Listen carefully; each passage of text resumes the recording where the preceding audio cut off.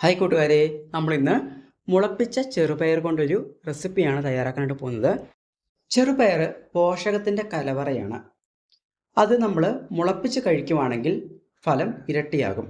ഈ മുളപ്പിച്ച പയർ നമുക്ക് വെറുതെയും കഴിക്കാം, ഇതുപോലെ എന്തെങ്കിലും തരത്തിലുള്ള ഒരു റെസിപ്പി ആയിട്ട് നമുക്ക് ഉണ്ടാക്കി കഴിക്കാവുന്നതാണ്.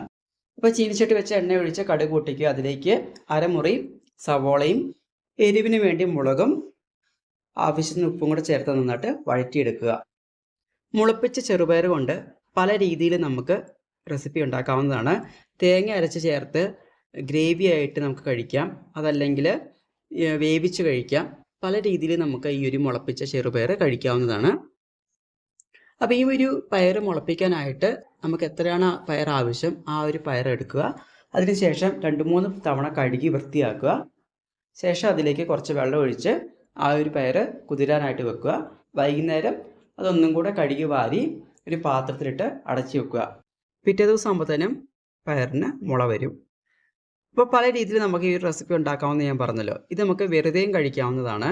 ഇപ്പോൾ എല്ലാ ദിവസവും രാവിലെ ഒരു പിടി ഈ മുളപ്പിച്ച ചെറുപയർ കഴിക്കുന്നത് നമ്മുടെ ശരീരത്തിന് വളരെ നല്ലതാണ്. ബാലൻസ് വരുന്നത് നമുക്ക് ഫ്രിഡ്ജിൽ കീപ്പ് ചെയ്യാവുന്നതാണ്. സവോളയൊക്കെ നന്നായിട്ട് വഴന്ന് വന്നിട്ടുണ്ട്. ഇതിലേക്ക് നമുക്ക് മുളപ്പിച്ച ചെറുപയർ ചേർത്ത് നന്നായിട്ടൊന്ന് മിക്സ് ചെയ്ത് യോജിപ്പിക്കുക.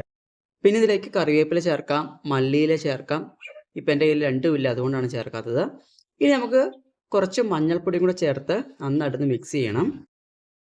ഈ സമയം നമുക്കൊന്ന് ഉപ്പ് നോക്കാം. ഉപ്പ് നോക്കിയിട്ട് ഉപ്പ് കുറവാണെങ്കിൽ ആവശ്യത്തിന് ഉപ്പും കൂടെ ചേർത്ത് കൊടുക്കാവുന്നതാണ്. ഇത് നമുക്ക് വെറുതെയും കഴിക്കാം, അതല്ല ചപ്പാത്തിയുടെ കൂടെയോ അപ്പത്തിൻ്റെ കൂടെയോ ചോറിൻ്റെ കൂടെയോ ഒക്കെ കഴിക്കാവുന്നതാണ്. എനിക്ക് ഈ മുളപ്പിച്ച ചെറുപയർ വെറുതെ കഴിക്കാനാണ് ഇഷ്ടം. പിന്നെ ഇപ്പോൾ കറി വെക്കാൻ വേറെ ഒന്നും ഇല്ലാത്തത് കൊണ്ടാണ്. പയറുവർഗ്ഗങ്ങളൊക്കെ മുളപ്പിച്ച് കഴിക്കുവാണെങ്കിൽ അതിൻ്റെ ഗുണം ഇരട്ടിയായിട്ട് നമുക്ക് ലഭിക്കുന്നതാണ്. അപ്പം മുളപ്പിച്ച പയർ തനിയെ കഴിക്കാൻ ഇഷ്ടമല്ലാത്തവർക്ക് ഈ ഒരു രീതിയിൽ ഉണ്ടാക്കി കഴിക്കാവുന്നതാണ്. ജിമ്മിലൊക്കെ പോകുന്നവർക്കാണെങ്കിലും ഈ രീതിയിൽ കഴിക്കുന്നത് വളരെ നല്ലതാണ്. അപ്പോൾ നിങ്ങൾ മുളപ്പിച്ച് കഴിഞ്ഞിട്ട് ആ ഒരു ചെറുപയർ വെറുതെ കഴിച്ച് നോക്കുക. അങ്ങനെ കഴിച്ചിട്ട് ആ ഒരു ടേസ്റ്റ് നിങ്ങൾക്ക് ഇഷ്ടമായിട്ടില്ല എങ്കിൽ ഈ രീതിയിലൊന്ന് ഉണ്ടാക്കി കഴിച്ച് നോക്കുക. അപ്പോൾ നിങ്ങൾ ഉണ്ടാക്കി നോക്കിയിട്ട് നിങ്ങളുടെ വിലയേറിയ അഭിപ്രായങ്ങൾ കമൻറ്റ് ചെയ്യാൻ മറക്കരുത്. അടുത്ത ദിവസം മറ്റൊരു വീഡിയോയുമായി കാണാം. അതുവരേക്കും എല്ലാ പ്രിയപ്പെട്ടവർക്കും ശുഭദിനം. വീഡിയോ ഇഷ്ടമായെങ്കിൽ ലൈക്ക് ചെയ്യാനും ഷെയർ ചെയ്യാനും കമൻറ്റ് ചെയ്യാനും സബ്സ്ക്രൈബ് ചെയ്യാത്ത എല്ലാ കൂട്ടുകാരും സബ്സ്ക്രൈബ് ചെയ്യാനും മറക്കരുത്.